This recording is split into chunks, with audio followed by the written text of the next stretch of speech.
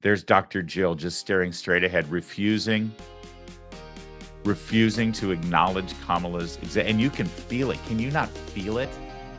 They hate each other. Now, we told you during the campaign that Kamala Harris and Jill Biden hate each other, that Kamala Harris and Joe Biden hate each other. We've been telling you that for months and months. Actually, I've been saying it since the day the ticket was formed. I mean, don't forget, Kamala Harris tried to end Joe Biden's campaign for president back in 2019 by calling him a racist. Remember that little girl was me. Didn't go very far. And then Joe Biden was trapped by Team Obama. He had to pick a woman of color, and Kamala Harris, I guess, was the best possible choice he had, which tells you something about his judgment and also tells you something about the talent pool over there in the Democratic Party. But be that as it may, we were right before Joe Biden jumped off the ticket. We were seeing narratives that were floated by the Biden people, floated by Jill potentially herself, saying that Joe might drop Kamala from the ticket. And then, well, things changed. Well, they had their very first public appearance yesterday at a Veterans Day recognition event at Arlington National Cemetery, which is strange, by the way. I could be wrong, but I thought Arlington Cemetery was the place for Memorial Day and such. Veterans Day, I thought that they actually acknowledged it other places. I could be wrong on that. But here we are at the Tomb of the Unknown Soldier, and here's Kamala Harris arriving. She's to sit right next to Jill Biden, and Jill Biden does not even look up to acknowledge her. Do you see that? Jill's in the sunglasses there. She's the sort of dishwater, dirty, bleach blonde there, sitting there. You can see her. And watch as she arrives. Look at Jill Biden just staring straight ahead with her sunglasses on. No handshake, no acknowledgement. That was a shake of the hand from Secretary of State, outgoing Secretary of State Antony Blinken. And then Kamala and Doug sit down. Stone face. Let's look at it from a different angle. God, it's good. There's Dr. Jill just staring straight ahead, refusing to acknowledge Kamala's and you can feel it. Can you not feel it? God, they hate each other. It's glorious to watch, actually. It's 100% glorious to behold. And we're already starting to get the little leaks, the little leaks. I told you this was going to happen. Remember when I said I can't wait until after the election because Joe Biden's going to go on a victory tour. He's going to write a book that's called I Would Have Won. This was win-win for Joe Biden. If she won, he can claim that it's his legacy and a validation of his presidency. If she loses, he can say, you fools, what were you thinking? But everyone forgets Jill and how bitter and angry she is. She got the trappings of power. She loved her limo. She loved meals cooked for her. She's got to deal with this old fart on the beach now who can barely walk on the sand. This is not the life she wanted for her last 20 years. She wanted to be the toast of the town in Washington, D.C. Now she's got to go back to Delaware. She's not even welcome in Washington anymore.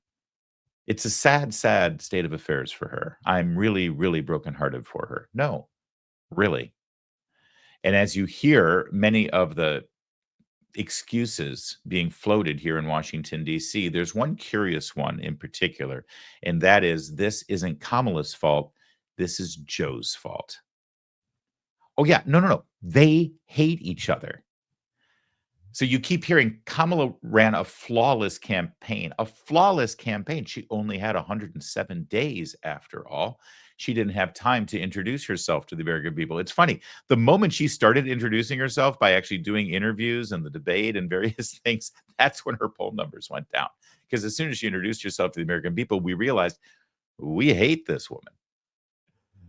So one of the things that's floated here is that she was flawless. It was Joe's fault for not stepping down earlier, right? But there's a solution. Joe Biden can finally do right by Kamala Harris. He can fix what he broke here by insisting on running for re-election. Oh, yeah, there's a solution here. Just watch. Is looking for. That is my question. I'll start with you. Joe Biden has been a phenomenal president. He's lived up to so many of the promises he's made. There's one promise left that he could fulfill, being a transitional figure. He could resign the presidency in the next 30 days, make Kamala Harris the president of the United States. Whoa. It would absolve Wow. her from being able to from having to oversee the January 6th transition, right, of her own defeat, and it would make sure that it would dominate the news at a point where Democrats have to learn drama and transparency and doing things that the public want to see. Is the time. This is the moment for us to change the entire perspective of how Democrats. Okay, this operate. is now jumped from an internet meme to a Sunday morning show. Jamal's out here right now. Congratulations. Season of House of And- Cards. I thought But you it were would going to be- say, what about the Supreme Court? That's also out there. Well, the Supreme Court might happen. I don't know if it will, but I think this is something that's Yeah, the Supreme Is Court, that's even better. And we'll get to the Supreme Court thing in a minute. But there you go. Joe can fix the problem. Joe can right this wrong. Joe needs to resign the presidency. Kamala Harris becomes the president for the last 2 months, thus making her the first woman president in American history. So she gets that moment. She gets the monument down on the mall. So we can all be unburdened by what has been. And then she doesn't have to deal with the indignity of having to validate the Electoral College results on January 6th. Come on, Joe, do the right thing. And, Joe was like, go yourselves. She had her chance. Not just no, hell no. Of course, Joe's not going to do that. But how despicable, how absolutely entitled do you have to be to actually float that out there and think that that's a reasonable thing? And by the way, nobody at the panel stopped for a moment. In fact, maybe it would have been the journalist, Dana Bash, who could have stepped in and said, excuse me, but the American people just overwhelmingly said that they don't want her to be president. Isn't this sort of playing into the assumption that there's sort of a deep state sort of mechanism and machine that happens below the surface and behind the scenes that just does whatever the it wants? So you wanted her to be president. She lost the election, but it's okay. We're going to figure something out anyway and make her the president. Don't you worry, perhaps, that sort of validates people who think that you all are going to ignore the will of the American people and do whatever you want anyway? But no one sitting there thought to bring that up.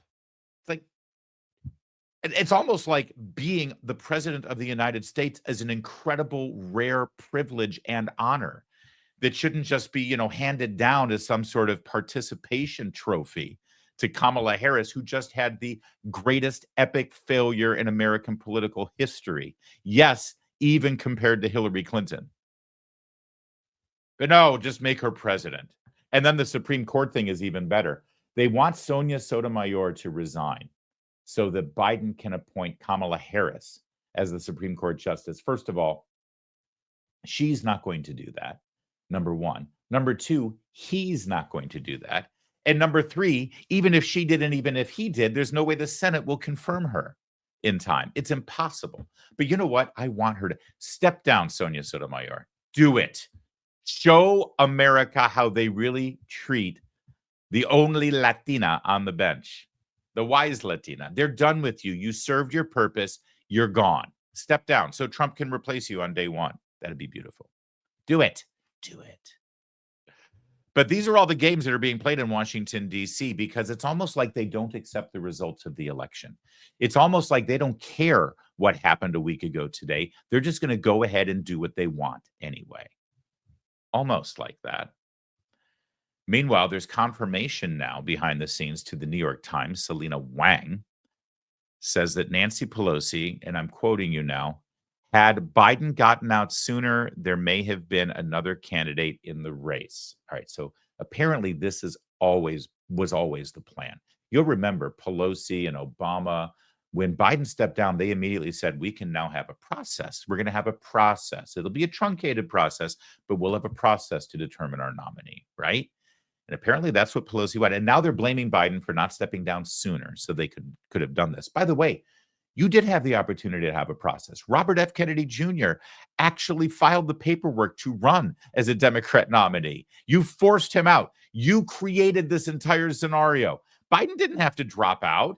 He could have just faced opposition and let, the people decide. That's not unprecedented. George Herbert Walker Bush faced a challenge from Pat Buchanan in 1992 within his own party in that primary as an incumbent president. Jimmy Carter faced a challenge in 1980 from Ted Kennedy as an incumbent president. No, I know they both lost eventually, and maybe it was because of division within the own party, but you had your own division. You just squelched it and silenced it and tamped it down with your authoritarian tactics by not having a primary process. You didn't need Biden to step down. It's remarkable how they're trying to, and the media goes along with it. Yeah, you're right. He should have stepped down. No, the media should say, wait, he didn't need to step down. You should have just allowed the process to move forward, have debates, open it up to other candidates. But they refused. So let's go back to the quote. The anticipation was that if the president were to step aside, that there would be an open primary. And as I say, Kamala may have. I think she would have done well in that and been stronger going forward, but we don't know that. That didn't happen. We live with what happened. And because the president endorsed Kamala Harris immediately, that really made it almost impossible to have a primary at the time. If it had been much earlier, it would have been different. So Nancy Pelosi and Barack Obama, the powers who pulled the strings, and Chuck Schumer, none of them wanted Kamala. None of them wanted Biden to endorse Kamala. But you remember, he did that like 3 hours after he announced he wasn't running. He then put out a statement saying, I support Kamala Harris, and it was over. It was over. He submarined them. He can I say it? He blocked them there. Friend of this program, Corey Inganamore, points out after seeing this quote from Nancy Pelosi that it appears Mark Halperin's original reporting was right. Pelosi's plan was for an open primary. Biden stuck it to the establishment, who threw him out by endorsing Kamala 30 minutes after dropping out. This is why Obama World Schumer were so late to endorse. They didn't want her. And in fact, the aforementioned Mark Halperin, who had been reporting this, commented on Corey's post at X and said, yeah, despite what the ignorant haters want to say, Biden was not supposed to endorse Harris that first day. In fact, many around the vice president didn't want him to endorse out of concern that it was going to hurt her. She's earning the nomination narrative. But after I broke the story, Biden came under enormous pressure to endorse the day he dropped out, and he succumbed to that, deeply setting back the efforts. By the way, Halperin reported this 3 days before it happened. Deeply setting back the efforts of those who wanted Biden out and someone besides Harris to be the nominee. So when I reported that Biden was getting out and not endorsing, it was accurate. Journalists never like their reporting to impact events, but in this case, mine did. And haters gonna hate. Mark Halperin's an odd duck, and he shouldn't quote Taylor Swift when posting on X. But either way, that's what really happened behind the scenes. And did I mention that they all hate each other? They all hate each other. And, you know, they're not alone. Well, it's been 1 week since the election, and for a lot of us who were holding our breath, we can now, we can exhale. Work can finally be done on the major issues this country is facing, and one of the most significant is our national debt. The fact is, the nation is broke, and that debt is a house of cards that can't quickly be dismantled. So the strategy remains the same. Diversify your savings. So many things are out of our control, out of President Trump's control. It's important to have a safe haven for your savings. Birch Gold Group will help you convert an IRA or 401k into an IRA in physical gold. And the best news is it doesn't cost you a penny out of pocket. Just text my name, Larry, Larry, to 989898. Get a free info kit on gold. And right now, through Black Friday, through the day after Thanksgiving, you'll receive a free 1-ounce silver eagle for every $5,000 purchase. That's awesome. We're giving you free silver. You're welcome. Diversify your savings with Birch Gold. Text Larry to 989898 and claim your eligibility for free silver today.